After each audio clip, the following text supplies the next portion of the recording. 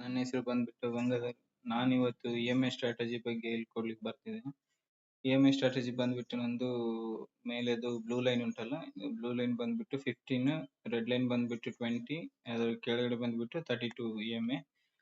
ಇದು ನಾನಾಗಿ ಮಾಡಿದ್ದು ಒಂದು EMI ಸ್ಟ್ರಾಟಜಿ ಆಯ್ತಾ.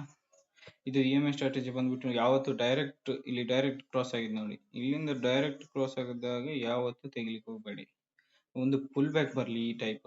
ಇದು ಒಂದು ಪುಲ್ ಬ್ಯಾಕ್ ಬಂದಿದೆಲ್ಲ ಇಲ್ಲಿ, ಇದು ಪುಲ್ ಬ್ಯಾಕ್ ಈ ಟೈಪ್. ಇಲ್ಲಿ ಒಂದು ಪುಲ್ ಬ್ಯಾಕ್ ಬಂದಾದ್ಮೇಲೆ ಇಲ್ಲೊಂದು ಸಪೋರ್ಟ್ ಬಂತು ನೋಡಿ, ಬುಲ್ಲಿಶ್ ಆಂಗಲ್ ಇಲ್ಲ ಹ್ಯಾಮರ್ ನಿಮ್ಗೆ ಯಾವ್ದಾದ್ರು ಸಿಗ್ಲಿ, ಜಸ್ಟ್ ಈ ಟೈಪ್ ಕ್ಯಾಂಡಲ್ ನೋಡಿ, ಜಸ್ಟ್ ಅದ್ ನೋಡಿ ತಕ್ಷಣ ಟ್ರೇಡಿಂಗ್.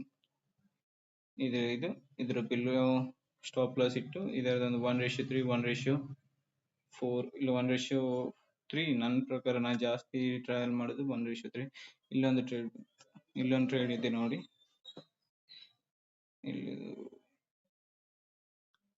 ಇಲ್ಲೊಂದು ನೋಡಿ ಸಪೋರ್ಟ್, ಹ್ಯಾಮರ್ ಸಪೋರ್ಟ್ ಬಂದು ಇದು ಕೆಳಗಡೆ ಕ್ಲೋಸ್ ಆಯ್ತು, ಆದ್ರೆ ಸರ್ ಡೋಜಿ ಕ್ಯಾಂಡಲ್ ಕೊಟ್ಟು ಅದನ್ನು ಎನ್ಗಲ್ಫ್ ಇದು ಕ್ಯಾಂಡಲ್ ಮಾಡಿದೆ. ಅದ್ರ ಮೇಲೆ ಇನ್ನೊಂದು ಸಪೋರ್ಟ್ ಬಂದು ಹ್ಯಾಮರ್ ಬಂದಿದೆ. ಜಸ್ಟ್ ಇದ್ರ ಕೆಳಗಡೆ ನಿಮ್ದು ಇದು 1:3 ಜಾಸ್ತಿ, ಜಸ್ಟ್ ಇಷ್ಟೇ trade. Thank you guys, try ಮಾಡಿ ನೀವು ಸಹ. ಇದು 86% ಅಕ್ಯುರೇಟ್ ಇದೆ, ಮಾತ್ರ ಚೆಕ್ ಮಾಡಿ. Thank you guys, bye.